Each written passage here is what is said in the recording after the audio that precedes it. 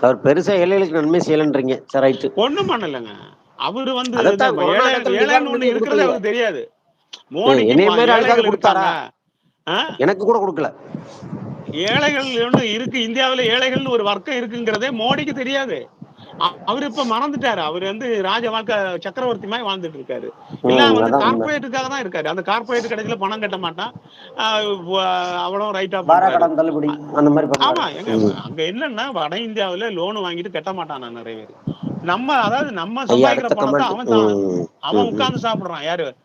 அவனும் அது ஒழுங்கா பணம் உண்மதான். வந்து ஆமா. அத கம்ப்ளீட்டா எவனோ தள்ளுபடி உழைச்சு பண்ணி கொட்டுவானே, அரசாங்க ஆ அதிகாரிகள் வந்து அத வந்து சம்பளம் வாங்கிட்டு போற மாரி, ஏழைகளோட ரத்தத்துல வந்து இவங்க ஆமா. யாரு எம்பிக்கள், அந்த எம்எல்ஏக்கள், அமைச்சர்கள், பிரதமர்கள், முதலமைச்சர்கள்லாம் சொகுசு வாழ்க்கை வாழ்றாங்க. அது எல்லாம் மாறும். ஏழைகளின் அதாவது ரத்தத்துல. இந்த ம். பணத்த எல்லாம் வந்து கொள்ளையடிச்சவனு வச்சிருக்கான்ல மார்வாடி பனியாக்கள் தான் இன்னைக்கு இந்தியாவினுடைய பொருளாதாரம். நிதி வந்து அவனுங்களுக்கு